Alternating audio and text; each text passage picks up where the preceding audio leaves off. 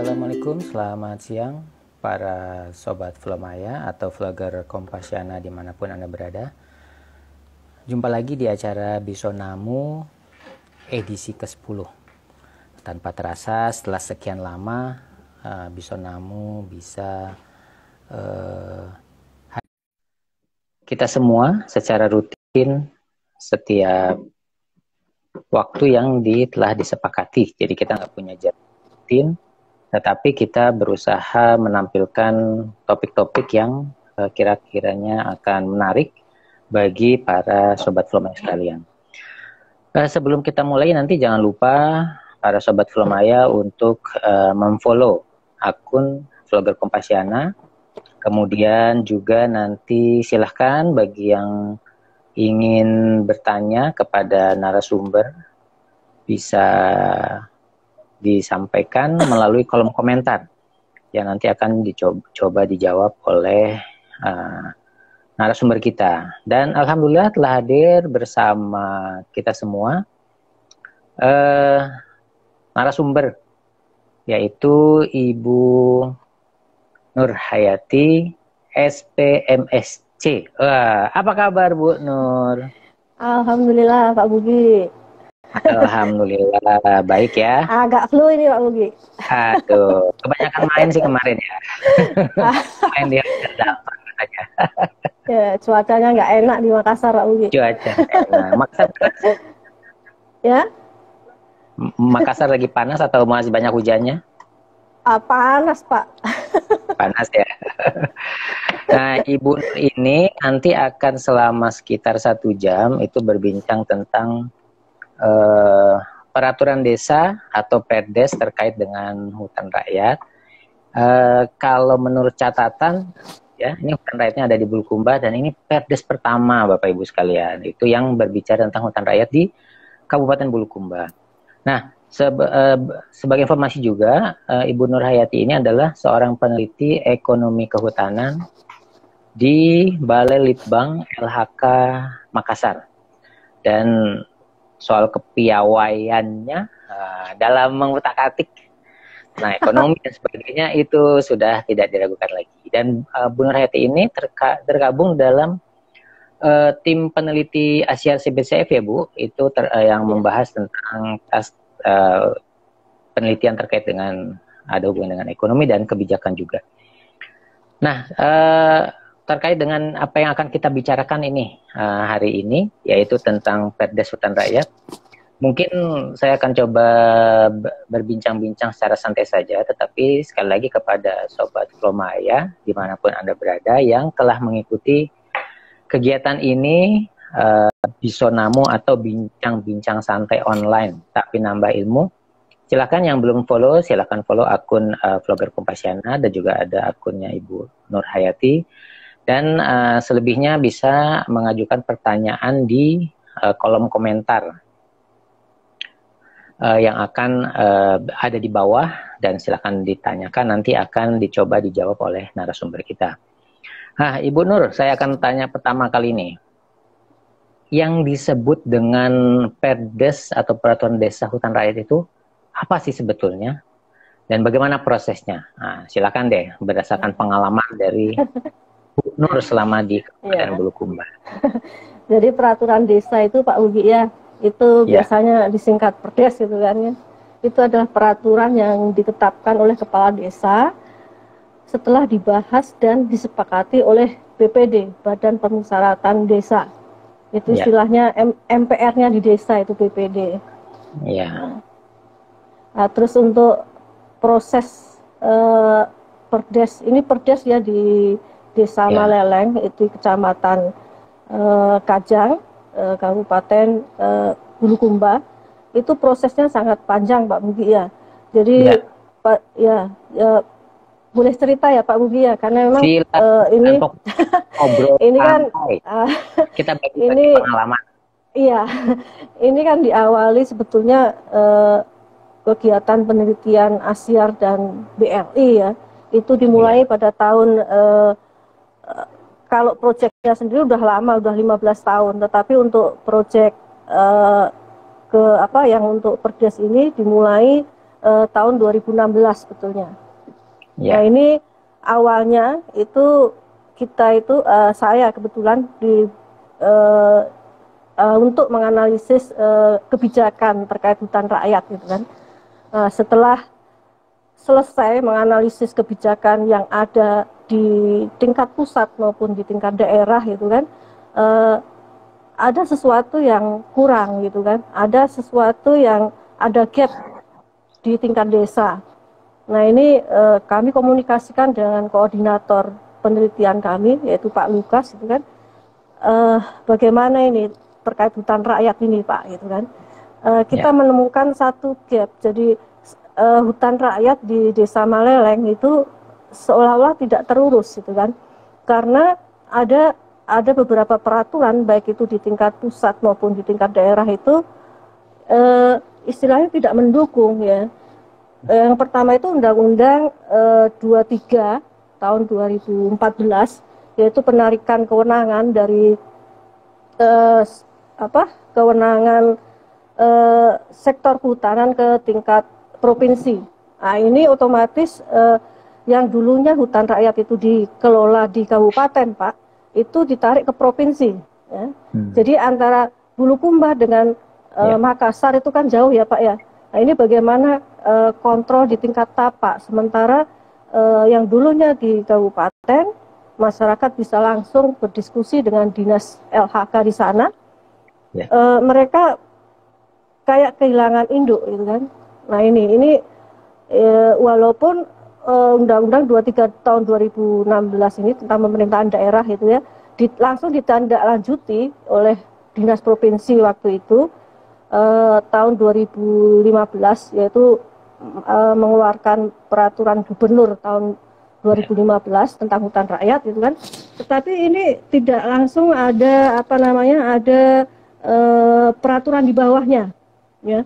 Baru tahun 2018 itu ada peraturan yang teknis ya, mengatur tentang peraturan tahun 2015 itu. Ini dengan dibentuk adanya CDK dan KPH. Ya.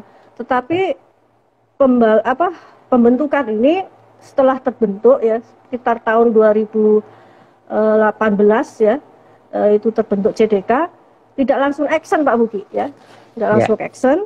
Nah inilah yang menyebabkan tidak ada peraturan di tingkat tapak. Nah ini, terus ada lagi peraturan yang tentang pengangkutan yaitu P85 tahun 2016 gitu kan. Ini dengan adanya peraturan ini ya, Kabupaten Bulukumba itu kan sudah mempunyai perda Pak Budi sebetulnya. Nah ini dengan adanya P85 tahun 2016 ini peraturan perda Kabupaten Bulukumba itu dicabut. Nah ini kan ada yang khusus gitu kan, semua ke pusat semua. Nah ini ada gap di situ. Nah ini kami berusaha bagaimana kita membuat peraturan di tingkat tapak. Ya. Di samping dari dukungan dinas LHK Bulukumba itu kan sangat concern di bidang kehutanan. Itu yang istilahnya membuat kami istilahnya percaya diri lah gitu kan. Wah ini kita disupport gitu kan. Itu mungkin Pak Buki awalnya. Nah kalau misalnya dilihat dari prosesnya kan itu lokal spesifik ya, artinya memang kebutuhan dari masyarakat desa itu untuk bagaimana mengatur seperti yang tadi dikatakan, karena hutan rakyatnya tidak terurus karena kurangnya peraturan di tingkat tapak gitu. Apakah pernah ada peraturan sejenis yang dibuat seperti ini sebelumnya? Karena kalau saya melihat dari prosesnya, dari isinya, ini memang sepertinya adalah karena spesifikasinya itu merupakan peraturan pertama di Indonesia yang membicarakan tentang secara khusus hutan rakyat, terutama di Kabupaten Bulukumba.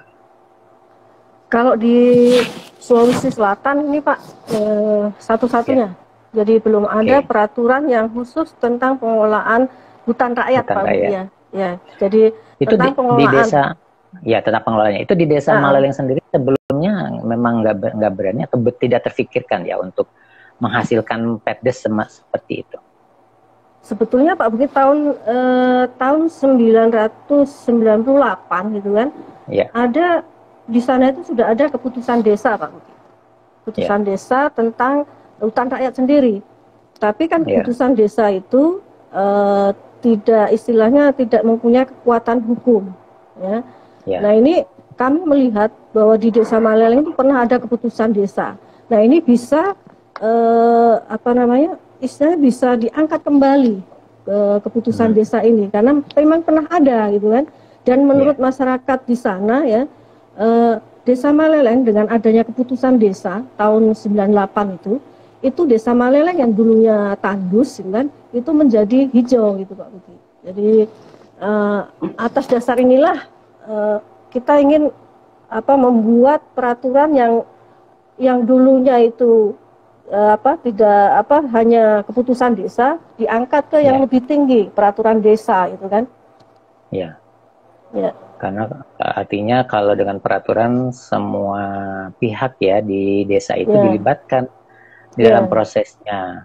Nah, kalau tadi dikatakan bahwa termasuk menginisiasi kemudian mendampingi, itu berapa lama tuh prosesnya?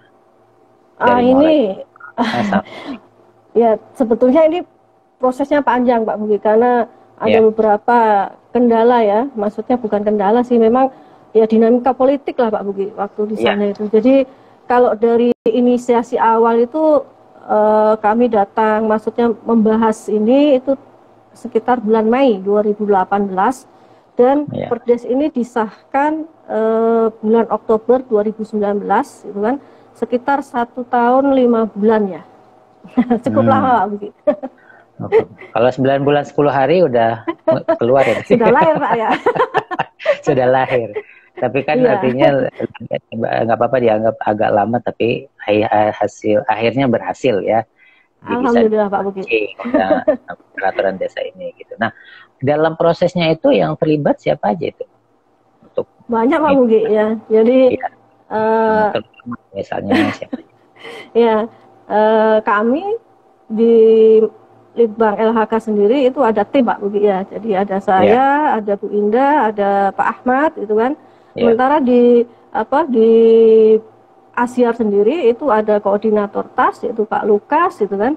Sementara di set sendiri di lokasi itu ada dinas LHK gitu kan, Bulukumba ya. Ini saya boleh nyebut nama Pak? Mangga, itu silakan. Ibu Misbawati, beliau kepala dinas LHK Bulukumba ya. Walaupun beliau itu sekarang posisinya bukan di Bukadis lagi itu kan, tetapi sudah asisten 3 bupati. Beliau sangat concern sekali Pak Buki. Bahkan di detik-detik terakhir itu beliau istilahnya mensupport sekali itu kan, dengan komitmen yang kuat bahwa Perdes ini harus istilahnya harus launching gitu kan, karena memang dibutuhkan oleh masyarakat Desa Maleleng gitu kan.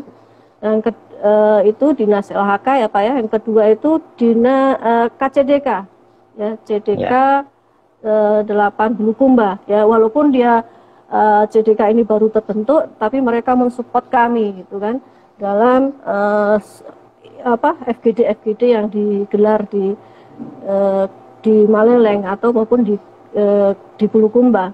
Samping itu ada juga pemerintah Desa Maleleng sendiri Pak. Jadi percuma kami menginisiasi ini kalau pihak Desa Maleleng tidak membutuhkan kami gitu kan. Nah ini pihak-pihak inilah yang yang istilahnya melahirkan Perdes ini gitu kan. Karena memang Perdes ini tidak akan lahir kalau berjalan sendiri-sendiri tanpa adanya saling mendukung. Ya, dan memang kalau apa yang tadi dikatakan, terutama misalnya dari Dina dan sebagainya, Bu Misbah memang sepertinya ya, saya dengar punya peran yang sangat kuat di dalam berbagai kegiatan penelitian Asyar ya, kerjasama Asyar gitu kan. Nah terus kalau misalnya setelah lahir nih, nah itu sudah mulai diterapkan aktif atau baru akan atau gimana? Jadi setelah terbit bulan Oktober 2019 itu Pak, itu kan ada istilahnya dinamika politik di desa gitu kan. Di desa ada pergantian pemilihan kepala desa. Jadi baru sekitar pertengahan tahun ini ya, sekitar bulan Agustus lah. Agustus itu Pak Desa walaupun belum istilahnya dianggarkan dimasukkan di kegiatan desa itu kan, beliau sudah menginisiasi salah satu isi dari Perdes itu, yaitu pembangunan kebun bibit desa. Nah ini terus untuk tahun 2021 sendiri pihak Desa Maleleng itu sudah merencanakan beberapa agenda yang akan dia lakukan gitu kan. Nah agenda ini disusun pemerintah desa dengan pihak BPD ya. Jadi ada beberapa kegiatan itu. Harapannya nanti tahun 2021 itu untuk penganggarannya sudah bisa dimasukkan di APBD desa. Ya. Misalnya kebun bibit desa tadi, ini bisa dimasukkan nanti di kegiatan di APBD desa itu tahun 2001. Jadi tahun 2021 Desa Maleleng secara legal bisa melakukan kegiatan pembibitan kebun bibit desa ini Pak Buki. Ada banyak kegiatannya. Nah, kalau misalnya kita sebut dia sebagai Perdes terkait dengan hutan rakyat, yang membedakan, yang menjadi ciri dari Perdes ini apa? Misalnya secara terinci, apa yang bisa dilakukan dengan Perdes ini? Mungkin secara garis besarnya aja. Ya, misalnya artinya saya dapat kayak pertanyaan kemarin yang di DM itu bahwa apa sih, kenapa sih harus disebut Perdes hutan rakyat? Itu bukan misalnya Perdes hutan secara umum apa gitu, tapi mungkin ini yang perlu disampaikan kepada pemirsa semua sekalian, ini adalah apa yang membedakan menjadi ciri utama dari Perdes ini. Silakan Bu Nur. Ya, jadi begini Pak Ugi, pada awal inisiasi sebetulnya Perdes ini bukan judulnya itu bukan pengelolaan hutan rakyat sebetulnya. Waktu awal diinisiasi ini adalah Perdes pengelolaan sumber daya alam berkelanjutan gitu kan, sumber daya alam awalnya. Tetapi setelah proses gitu kan, setelah berproses lama gitu kan, akhirnya kenapa kita nggak langsung aja ke pengelolaan hutan rakyat secara berkelanjutan gitu kan? Karena memang di Perdes ini bicara khusus tentang hutan rakyat ya. Dan di dalamnya itu mengatur, jadi jangan ada benak di pikiran Bapak Ibu ya, kita mau mengatur hutan rakyat, hak milik rakyat itu enggak. Di dalamnya ini kita yang namanya hutan rakyat itu kan hak privat Pak Budi ya. Jadi enggak kita enggak punya kewenangan untuk mengatur, tetapi di dalamnya itu bagaimana kita dengan adanya Perdes ini mampu meningkatkan gitu kan sumber daya hutan rakyat yang di sana itu lebih meningkat bagi sisi pendapatan masyarakat maupun dari kelestarian hutan sendiri gitu kan. Misalnya begini Pak Mugi, di sana itu kan selama ini ada beberapa kasus itu kan tentang ternak gitu kan. Nah, ternak ini tidak ada yang mengatur ya. Jadi di sana sering terjadi kasus itu kan tanaman jati putih atau gemilina itu dimakan oleh sapi gitu kan. Nah sementara masyarakat tidak bisa mengklaim ini gitu kan. Dengan adanya rusak ya ini, tanamannya.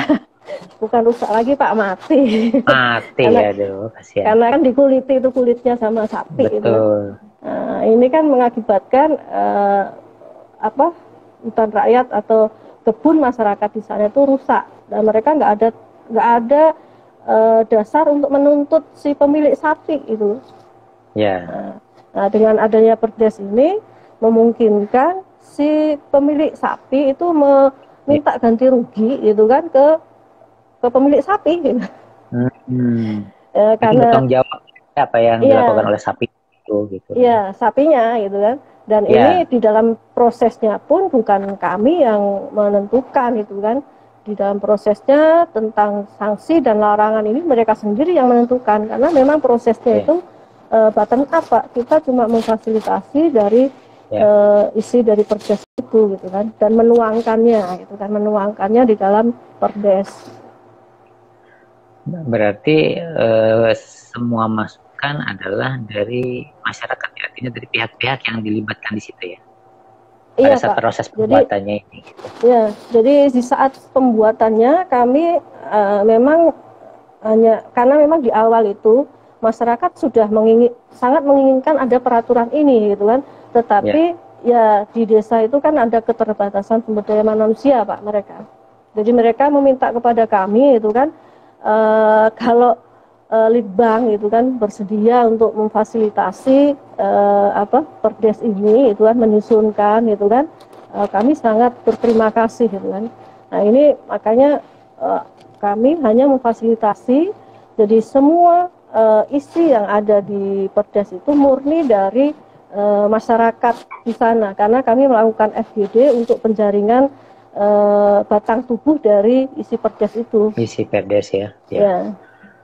Nah, jadi sobat-sobat Flomaya yang saat ini sedang mengikuti acara ini ataupun nanti pada saat sudah ditayangkan di YouTube, itu kalau ada dari pihak manapun atau yang mana yang mengikuti ini kemudian berminat untuk mengetahui lebih jauh tentang bagaimana proses membuat peraturan kita seperti ini, dan juga mungkin bahkan ingin didampingi untuk menghubungi Bu Nur. Nah, caranya gimana? Ikuti aja itu Instagramnya Bu Nur ya, yang ada di layar ini, dan juga nanti di lembar informasi untuk nanti bisa berdiskusi tentang apa yang harus dilakukan. Dan juga jangan lupa para sobat Flomaya yang menyaksikan acara ini tapi belum memfollow akun Vlogger Kompasiana, silakan memfollow akun dan juga silakan mengirimkan pertanyaan kalau ada untuk Ibu Nur yang nanti akan dijawab oleh Bu Nur. Nah, sebelumnya kita lanjutkan, Bu Nur. Tadi disebutkan ya ada dua hal yang menarik, bahwa penekanan dari peraturan desa ini itu berada atau masuk kepada bagaimana meningkatkan pendapatan masyarakat dan kelestarian hutan rakyat ya. Kalau tadi sudah dengan misalnya sapi contohnya gitu ya. Tapi kalau misalnya seperti proses peningkatan kapasitas masyarakat, apakah lewat pelatihan atau itu dimungkinkan nggak? Jadi ya jelas Pak, di perdes ini gitu kan, di perdes ini pun ada satu bab itu yang tentang kelompok tani Pak, kelompok tani hutan ya. Di situ di kelompok itu disebutkan bahwa kelompok atau anggota kelompok yang tergabung dalam kelompok itu bisa melakukan kegiatan penyuluhan atau peningkatan kapasitas. Nah, di sini kebetulan kegiatan Asyar itu bukan hanya ini ya, tetapi ada yang namanya MTG, Master Tree Growers, di mana masyarakat dilatih untuk mengelola pohon mereka gitu kan. Nah, di sini alumni MTG di Maleleng itu banyak gitu kan. Nah, di sini bisa di peraturan ini juga dimungkinkan alumni MTG yang pernah ikut training itu bisa diberdayakan sebagai tenaga penyuluh. Ini Pak Budi. Jadi di sini di salah satu pasal ya, tadi bab itu bab tentang kelompok tani, di dalamnya ada salah satu pasal yang menyebutkan bahwa alumni MTG itu bisa menjadi tenaga penyuluh yang bagi teman-temannya itu kan, bagi sama petani di sana. Nah, itu MTG apa singkatannya tadi? Master Tree Growers, Pak. Bisa diceritakan sedikit nggak? Ini kayaknya menarik nih, bagaimana ada seperti istilah bahasa Inggris di dalam perdes gitu. Coba deh, mungkin bisa disinggung sedikit tentang MTG ini bagaimana, Bu? Ya, MTG ini sebetulnya metodenya itu dari Australia, Pak. Jadi ada Pak Oke. Rowan yang sudah istilahnya mempopulerkan metode ini. Jadi di Ya, metode ini sebetulnya petani diajarkan bukan hanya menanam saja, tetapi mereka sudah berpikiran ke depan komersil gitu kan. Jadi di ya, dalam metode ini masyarakat petani itu diajarkan untuk mengenal pasar gitu kan, mengenal pasar dulu, baru mereka istilahnya mengelola atau mengelola atau membuat menanam pohon gitu kan. Jadi mereka tahu dulu pasarnya, baru mereka menanam atau membudidayakan tanaman yang sesuai keinginan pasar. Nah, di dalamnya juga masyarakat di metode ini, Pak, diajarkan bagaimana mereka mengukur atau menghitung volume kayu. Jadi mereka dalam menjual itu mereka tidak akan istilahnya tidak tahu gitu kan. Jadi mereka bisa mengukur volume tegakan kayu itu kan, atau volume log kayu, sehingga mereka tidak dirugikan oleh pedagang gitu kan. Nah ini ada berbagai macam materi yang diajarkan di MTG ini, Pak Bobi. Nah ini petani di sana diajarkan training ini selama 4 hari di sana. Nah ini tentunya ini salah satu metode ya yang istilahnya petani itu dapat belajar gitu kan. Selama ini kan mereka hanya menanam tanpa tahu bagaimana nantinya gitu kan. Dengan adanya metode ini mereka bisa belajar gitu kan, menghitung volume, mengenal pasar gitu kan. Nah ini tentunya dengan adanya ini mereka kan tidak semua dilatih, Pak Buki ya. Jadi dengan ini bisa ditularkan ke petani yang lain harapannya. Artinya tim Asyir CBCF Balai Litbang LHK Makassar ini mencoba menularkan bagaimana mengelola atau memanage hutan rakyat milik mereka, dengan salah satunya melatih masyarakat, ditingkatkan kapasitasnya melalui pelatihan-pelatihan MTG tadi ya, atau Master Tree Growers. Nah selanjutnya dengan adanya PEDES ini, yang tadinya mungkin kalau selama ini bergantung pelatihan itu kepada dana yang dikeluarkan oleh Litbang Makassar, mungkin dengan adanya PEDES ini bisa mereka melakukannya secara mandiri, artinya melakukan pelatihannya dengan menggunakan dana desa. Mungkin seperti itu ya? Iya Pak, betul sekali. Jadi ada beberapa kegiatan yang dulunya itu terkendala dana, Pak. Dengan adanya Perdes ini gitu kan, itu pemerintah desa dia mempunyai payung hukum gitu kan. Jadi mereka tidak takut lagi dikejar-kejar misalnya sama inspektorat gitu kan. Misalnya ini kan tidak tidak masuk di kegiatan, misalnya kegiatan tidak ada payung hukumnya, tapi dengan adanya Perdes ini misalnya pemerintah desa itu bisa melakukan kegiatan peningkatan kapasitas petani itu kan, yang dulunya dana desa ini hanya untuk pembangunan infrastruktur desa aja gitu kan, untuk jalan segala macam.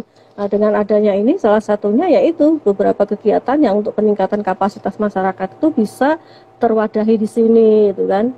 Jadi kepala desa kalau mau mengadakan pelatihan, pengadaan bibit gitu kan, mereka aman gitu kan. Termasuk menghubungkannya ke pasar ya, ke pasar kayu. Nah, ini ya di sini itu ada, kalau di Maleleng itu ada namanya BUMDes, Pak, Badan Usaha Milik Desa. Nah ini di Perdes ini juga disinggung begitu. Jadi untuk pemasaran kayu atau produk, jadi produk lainnya yang ada di desa ya. Jadi di Perdes ini juga menyinggung tentang ekonomi, pemberdayaan ekonomi lokal. Itu dalam pemasarannya akan dibantu oleh BUMDes, melibatkan BUMDes yang ada di sana. Sebelum ada Perdes ini, BUMDesnya sudah ada atau ada setelah ada Perdes ini, BUMDesnya? BUMDes sudah ada, Pak, tapi kurang diberdayakan gitu kan. BUMDes sudah ada. Berarti jadi di sana yang dilayani BUMDes itu ya kayak retribusi air gitu kan, itu BUMDes yang yang kelola gitu kan. Tetapi untuk produk-produk kehutanan atau Ya, yang terkait dengan kehutanan itu belum ditangani oleh BUMDes, belum optimal lah. ya, artinya kelahiran Perdes ini seperti efek domino ya, dia membantu, bisa digunakan untuk membantu meningkatkan kapasitas masyarakat, meningkatkan ekonomi desa, juga mungkin nantinya sampai kepada peningkatan pendapatan masyarakat ya. Iya, diharapkan Nah, kalau begitu yang karena ya, silakan. karena memang tujuan dibentuknya Perdes itu ya untuk meningkatkan pendapatan masyarakat dan hutan di Desa Maleng itu lebih lestari lagi. Ya, Dua itu, kalau Pak. untuk yang ya, untuk peningkatan pendapatan masyarakat ini, kalau tadi kan tentang kelestarian termasuk peningkatan kapasitas untuk membantu melestarikan hutan rakyat gitu. Untuk pendapatan masyarakatnya apa yang lebih spesifik dibicarakan di Perdes ini? Itu ada namanya, ada salah satu bab, yaitu di bab itu Ya. ada pemberdayaan ekonomi lokal, Pak. Nah, di Oh, Zibab oke. itu ada pemberdayaan ekonomi. Jadi di Desa Maleleng itu, Pak, Desa Maleleng itu kan Ya, termasuk Kecamatan Kajang, Pak. Jadi ya, dan Desa Maleleng itu termasuk Kajang luar. Nah, Kajang hmm, luar, di mana kalau di Kajang dalam kan pasti teman-teman udah tahu di sana ada namanya eh, apa namanya, ya, adat Kajang ya, suku Kajang ya. gitu kan. Ya, kalau Pak Bugi mungkin pernah masuk ya ke dalam Pernah ya. tanpa Pakai baju alas apa Pak Bugi? kaki, baju Pakai baju hitam apa tanpa Pak alas Bugi? kaki, Iya. sakitnya itu kaki. Iya. Nah, ini kan ternyata Pak Bugi itu kan untuk Ya, pewarna kain hitam itu, kalau yang asli ya ya, Pak Bugi, ya, itu ya, ya, ternyata ya. memang dari tanaman eh, yang ada di sana gitu kan. Jadi memang diwarnai dari tanaman eh, tanaman yang dia pakai pewarna alami dari tanaman. Nah, ini Ya, dengan adanya eh, pemberdayaan ekonomi lokal ini gitu kan, diharapkan ya, apa UMKM yang ada di sana itu lebih bagus. lebih lebih menggeliat lagi lah Pak Bugi gitu kan. Ya, Nah, ini tentunya dengan adanya Perdes ini itu kan lebih memberdayakan lagi BUMDes, terus ya, mata pencaharian yang dulu yang menghasilkan ekonomi pendapatan bagi masyarakat itu lebih di.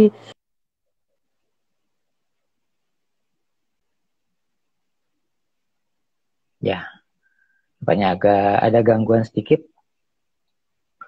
Mungkin kita tunggu sebentar sampai sambungannya bagus kembali dengan Ibu Nur Hayati. Agak terputus tadi, Bu Nur, eh, sambungannya. Mungkin sinyal. Ya, diulangi sedikit yang terakhir. Yang mana tuh? Yang tadi ada yang terputus terkait dengan pemberdayaan masyarakat dari Uh, Perdes ini. jadi begini, di sana kan ada namanya yang tadi dat kacang Pak ya, itu kan Ya, ya, bahan baku pewarnanya itu kan dari tanaman yang ada di sana, gitu kan. ya. Nah, ini tentunya dengan seringnya mungkin kunjungan wisatawan ke sana gitu kan. Wisatawan. Ya, Ini kan bisa meningkatkan pendapatan mereka gitu kan. Mereka bisa istilahnya membuat sarung-sarung tradisional dengan pewarna alami gitu kan. Terus juga ya, membuat souvenir-souvenir gitu kan. Karena memang di sekitar Maleleng sendiri itu kan memang ada ya, Bulukumba kan terkenal dengan ini ya Pak ya. Wisatanya juga lumayan di bisa, sana ya. ya. Ya, ada yang tadi yang paling dekat dengan Maleleng itu kan suku Kajang gitu kan. Hmm. Terus kalau ke sana ada juga pantai. Nah, ini kan memerlukan mereka perlu Ya, cenderamata gitu kan. Nah, ini kan sebetulnya eh, apa namanya, hasil dari hutan tanaman kayu yang di sana bukan hanya bisa dijadikan atau dijual sebagai untuk perkakas atau untuk kayu itu kan, mereka juga bisa ya, memanfaatkan limbah-limbah kayu itu untuk cenderamata yang mungkin bisa dijual di di Bira misalnya. Nah ini kan Ya. gantungan-gantungan kunci kayak begitu. Nah ini harapannya ya dengan adanya Perdes ini bisa meningkatkan pendapatan masyarakat di sana, Pak. Nah itu memang kayaknya menarik ya, artinya sebagai yang pertama nih Perdes dan terkait dengan hutan rakyat gitu. Eh, berarti sudah pernah ini belum? Ada nggak pihak-pihak yang kayaknya bagus nih Perdes katanya. Saya mungkin di desa saya bisa diterapkan ini. Ada nggak yang menyatakan minatnya atau ketertarikannya gitu, Bu? Iya, kebetulan kan bulan November ya, awal bulan November kemarin, itu kami mengadakan istilahnya stakeholder forum, gitu kan. Stakeholder forum itu memang rutin diadakan di Bulukumba, tapi topiknya ganti-ganti ya. Nah, kebetulan kemarin topiknya karena kita sudah launching Perdes ini, salah satu materi yang disampaikan dalam stakeholder forum itu adalah tentang Perdes ini, Pak. Nah, itu saya sebagai salah satu narasumber dan Pak Desa Pak Jamaluddin Tambi juga sebagai narasumber yang waktu itu membawakan istilahnya rencana ke depan apa yang dia akan lakukan terkait dengan Perdes ini, itu kan di tahun 2021.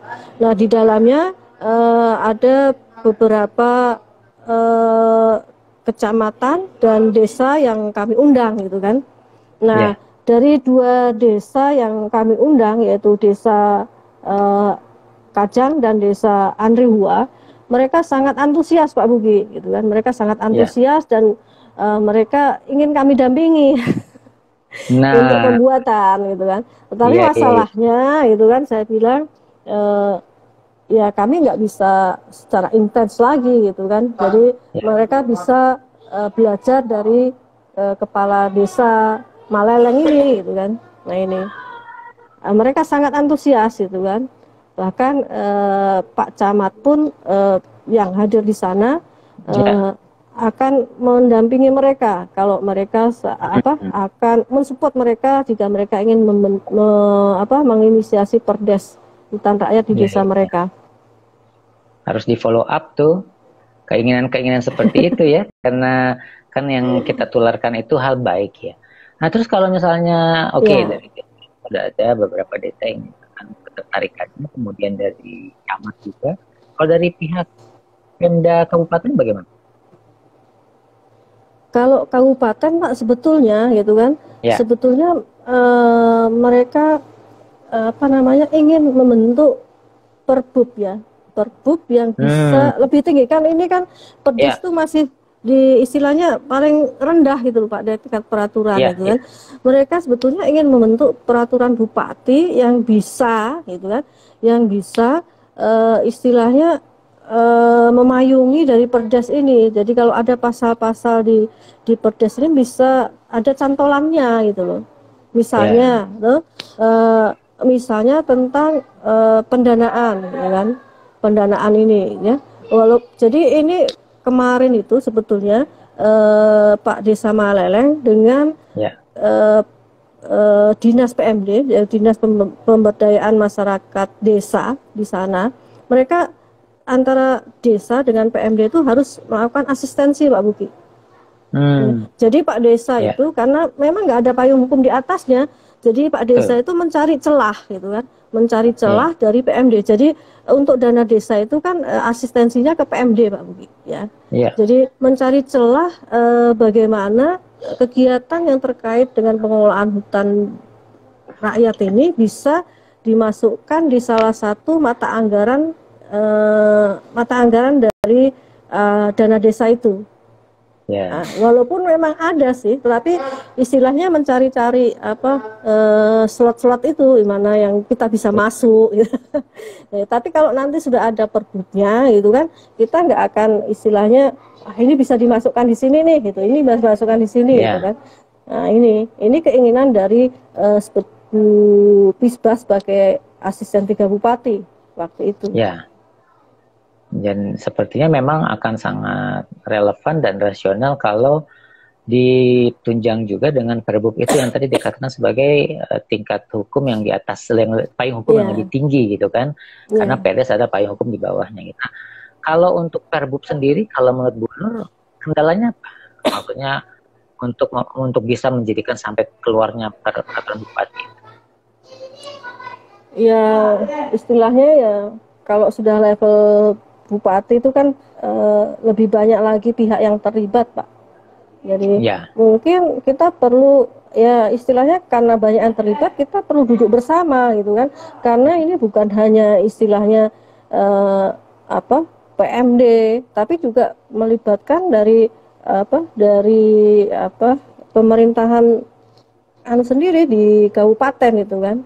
Jadi memang ya sekali lagi ya perlu duduk bersama karena tidak mungkin hanya satu OPD yang duduk di situ ya. Jadi ini kan memang sudah semualah perlu duduk bersama untuk membahas. Ya, dan saya pikir duduk bersama itu kan adalah tupoksinya data petik stakeholder forum ya. Yang tadi dikatakan oleh Bu Nur, karena munculnya ide untuk Perdes ini juga kan berawal dari stakeholder forum, dan tidak menutup kemungkinan stakeholder forum juga nanti yang bila diadakan oleh tim Asyar CBCF Litbang LHK Makassar bisa membantu men-trigger atau menyemangati munculnya Perbup ini.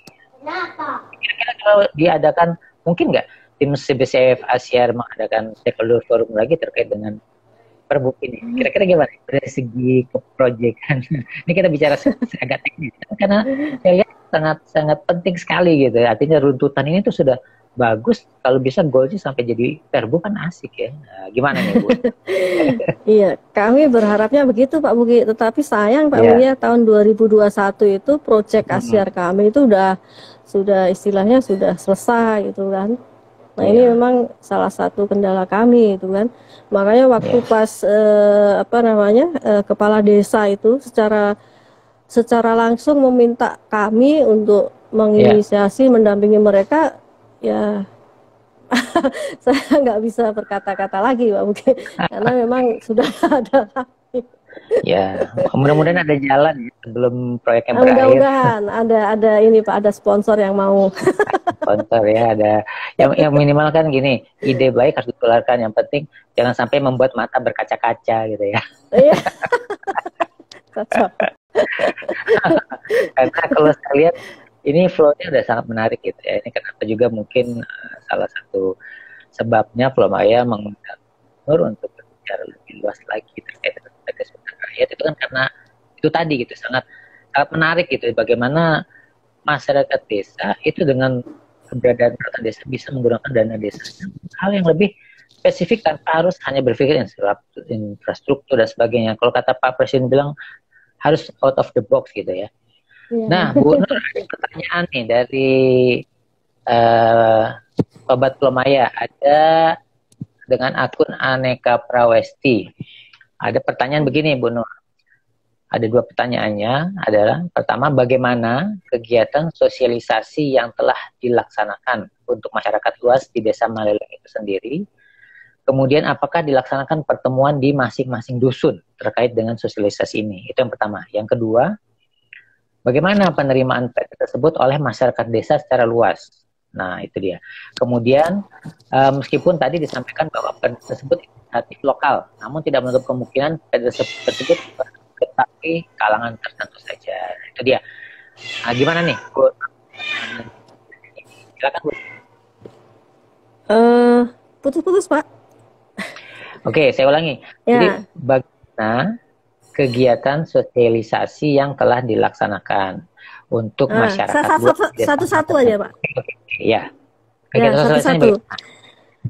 Jadi kebetulan lagi ya, setelah Perdes ini terbit, kami pernah melakukan konsultasi publik Pak Tuti. Konsultasi publik di Desa Maleleng, yang kebetulan waktu itu kita memanggil semua kepala dusun yang ada di sana, dan tokoh masyarakat, juga ada sebagian petani yang kami undang. Nah, di sana kita mensosialisasikan tentang perdes ini, gitu kan? Tentang perdes ini. Jadi untuk sosialisasi kita sudah melakukan. Kebetulan waktu itu masih dalam ada kita sempat mengadakan sosialisasi ini, ya, dengan istilahnya tidak datang ke dusun-dusun, tetapi memanggil para dusun untuk datang di kantor desa dan petani, kelompok tani, tokoh masyarakat yang hadir di situ. Dan tokoh masyarakat ya, itu dilibatkan berarti ya untuk ini. Nah, itu jawaban pertama untuk pemegang akun Aneka Prawesti, Ibu Aneka ini. Terima kasih yang sudah hadir Sobat Permaya yang diberi pertanyaan. Nah, kita coba sekarang ke pertanyaan berikutnya dari Ibu Aneka juga, yaitu bagaimana penerimaan PRDes ini? Artinya mungkin dari sosialisasi tersebut, itu salah satunya bagaimana respon masyarakat desa secara luas, baik yang tadi telah disampaikan ke sosialisasi atau mungkin ada respon-respon yang tidak muncul ya yang disampaikan itu, gitu. Walaupun tadi dikatakan oleh pokoknya adalah inisiatif lokal. Jadi begini Pak, jadi waktu dulu itu kan, jadi kami memang menyusun perdes ini kan memang dari aspirasi masyarakat gitu kan. Jadi waktu dulu sebelum ya istilahnya ditetapkan perdes ini gitu kan, kami sempat melakukan istilahnya wawancara ya, mungkin wawancara lah ke masyarakat gitu kan. Mereka menanyakan ke kami karena kami waktu itu istilahnya sudah ada pertemuan ya.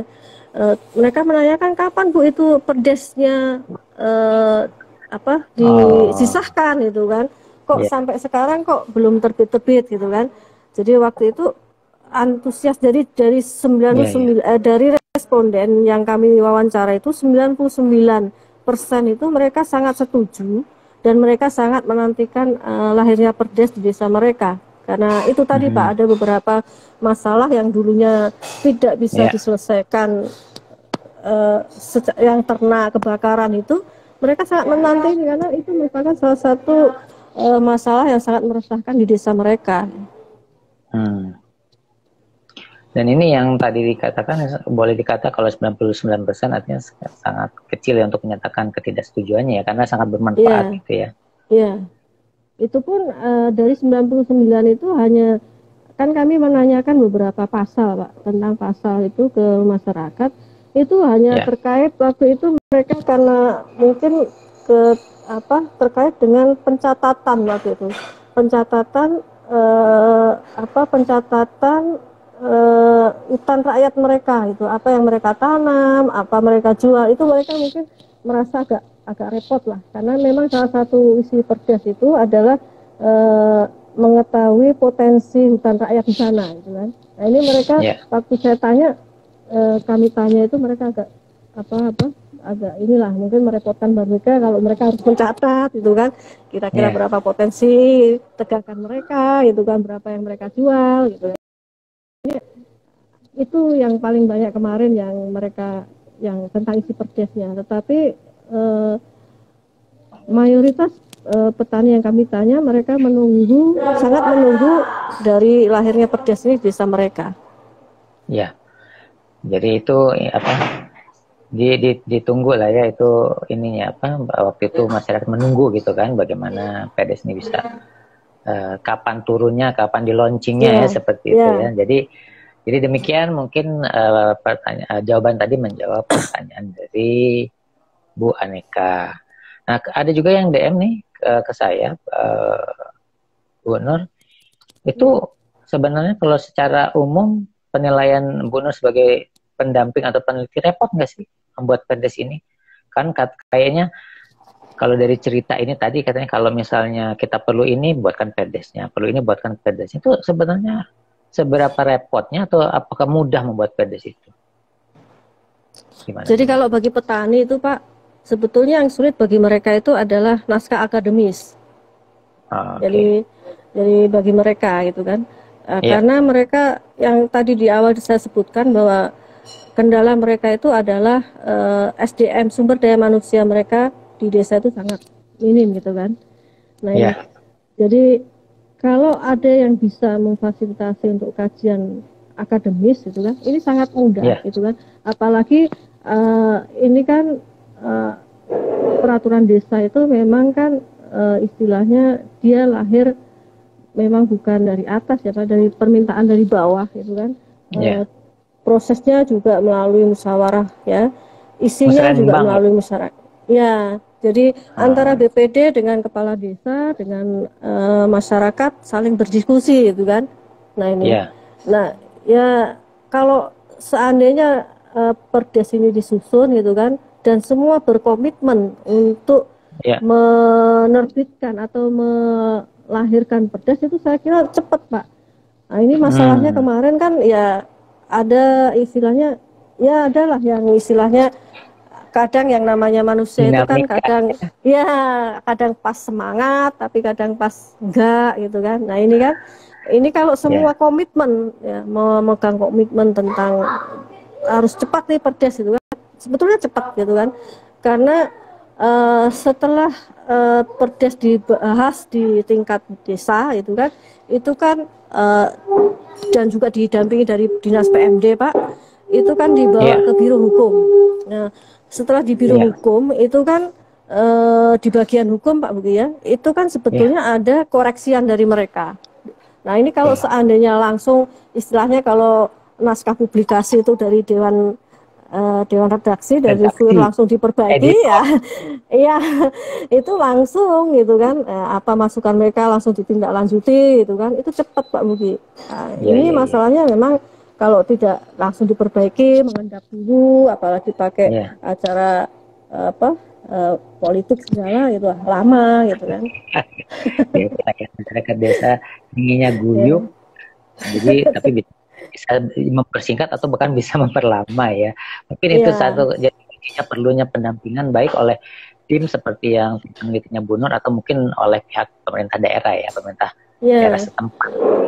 Biasanya yang pendampingan ini Pak Buki itu ada perguruan tinggi gitu kan, karena memang ya itu dalam masyarakat memang nggak ada inilah, mereka dikasih disuruh nusun yuridis formal apa kan, aduh mereka kan nggak paham Pak. Bu Nur, ternyata ini kita ngobrol udah hampir 1 jam nih, nggak terasa.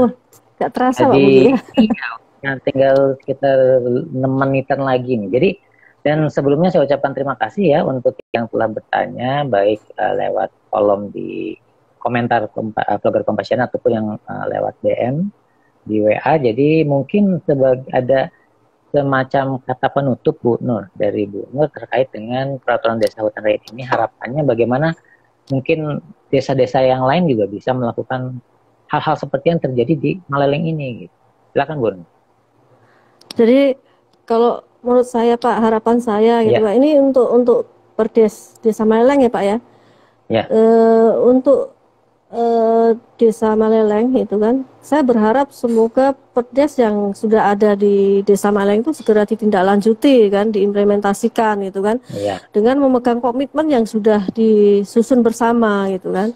Jangan sampai Perdes yang sudah kita susun itu kan tidak bisa dimanfaatkan dimanfaatkan secara optimal itu untuk kesejahteraan masyarakat dan kelestarian hutan di desa sana di Maleleng gitu kan.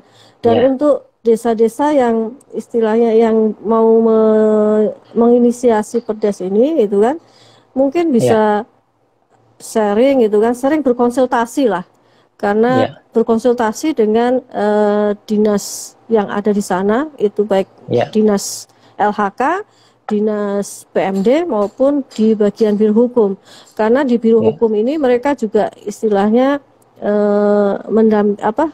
istilahnya dikoreksi Pak, jadi ada masukan gitu kan.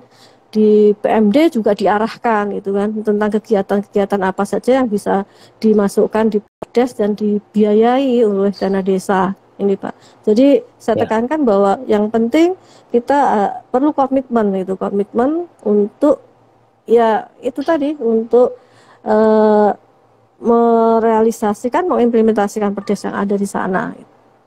Ya. Ya kalau sudah Jadi komitmennya sudah bagus ya kita komitmennya kuat, komitmen kemudian ya. hanya untuk melaksanakannya juga harus tinggi jadinya gitu kan. Iya. Kalau tadi saya lihat terutama kaitannya adalah dua yang akan disasar dari peraturan desa hutan rakyat ini adalah bagaimana kelestarian hutan rakyat terjaga dan pendapatan masyarakat itu yang meningkat gitu kan.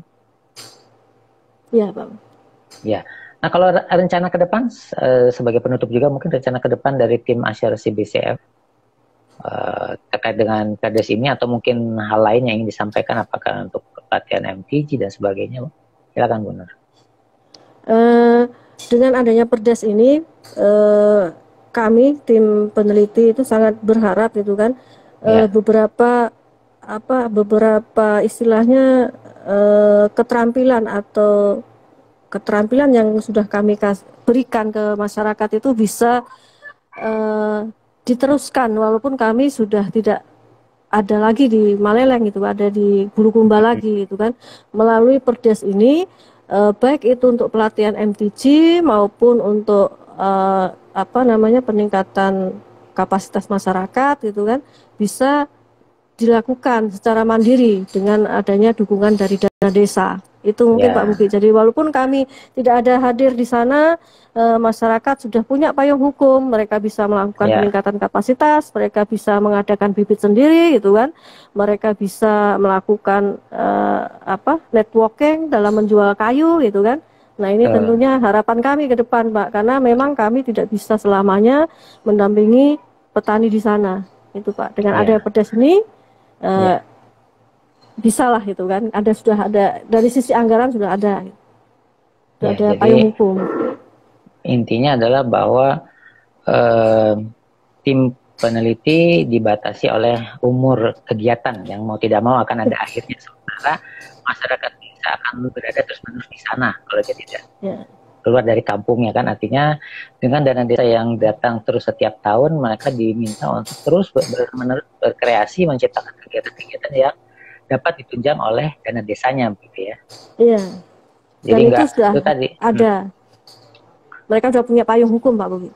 Ya, itu intinya kan, karena sekarang memang kita harus semua dilandasi oleh segalanya payung hukum supaya legal, dan karena memang sekarang kita harus dituntut bekerja dengan akuntabilitas yang baik, bukan begitu ya benar ya?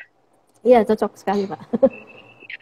Jadi mungkin dari saya demikian, Bu Nur, saya ucapkan terima kasih yang terbesarnya atas kesediaan Bu Nur untuk hadir di Komaya, juga untuk kesediaan Bu Nur berbagi ilmu dan pengalaman, terutama yang sangat banyak manfaatnya bagi para warga desa yang ingin desanya memiliki peraturan-peraturan semacam peraturan desa hutan rakyat yang merupakan peraturan pertama di Indonesia terkait dengan hutan rakyat di Kabupaten Bulukumba, Sulawesi Selatan. Dan mungkin itu dari saya, kami atas nama penyelenggara mohon maaf apabila terdapat kekurangan, dan kalau ada yang ingin nanti ditanyakan Bu Nur, nanti akan kami tulis di kolom keterangan di IGTV-nya Flomaya. Mungkin saya cantumkan nomor teleponnya ya, nomor WA-nya ya. Silakan Pak, silakan Pak Bogi. Oke. Iya, terima kasih. Jadi siapapun yang menonton acara ini, kalau ada pertanyaan nanti jangan untuk langsung mengirimkan WhatsApp ke Ibu Nur untuk mendapat penjelasan lebih jauh. Mungkin demikian Bu Nur, terima kasih banyak dan terima kasih semua sobat Flomaya. Saya akhiri dengan mengucapkan billahi taufiq wal hidayah. Wassalamualaikum warahmatullahi wabarakatuh. Terima kasih Bu Nur.